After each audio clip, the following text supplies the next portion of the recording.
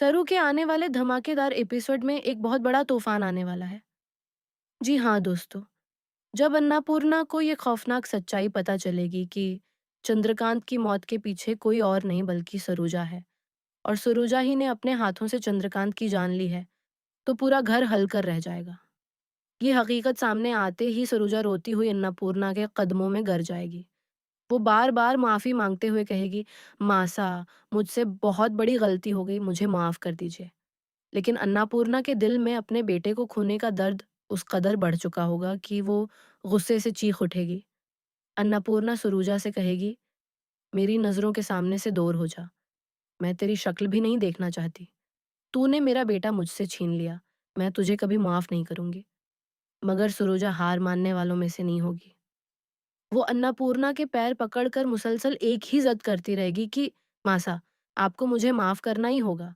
अगर आप मुझे माफ़ नहीं कर सकते तो मुझे सज़ा दे दीजिए, क्योंकि मुझसे बहुत बड़ा पाप हो गया है।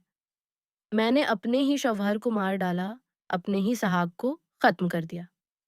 सुरुजा की ये बातें सुनकर अन्नपूर्णा का गुस्सा 7वें आसमान पर पहुँच जाएगा।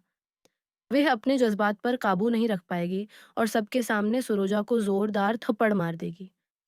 अन्नपूर्णा गुस्से में कहेगी, मेरे बेटे को मारने के बाद भी तेरे दिल को सुकून नहीं मिला? तू चाहती क्या है? जब तू उस घर से दूर थी तब सब कुछ ठीक था।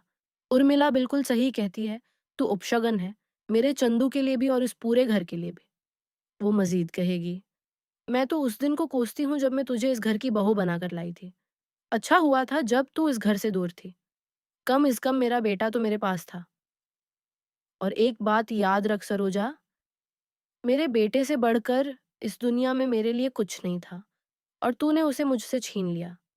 फिर मैं तुझे कैसे माफ़ कर दूँ? मेरी नज़रों से दूर हो जा, वरना मैं तेरी जान ले लूँगी। अब देखना ये होगा कि चंद्रकांत की मौत की पूरी सच्चाई अन्नपूर्णा और सरू के सामने आएगी या नहीं। और जब ये राज़ सबके सामने आएगा, तो इस ख़ानदान में मज़ीद कौन-सा तूफ़ान आएगा।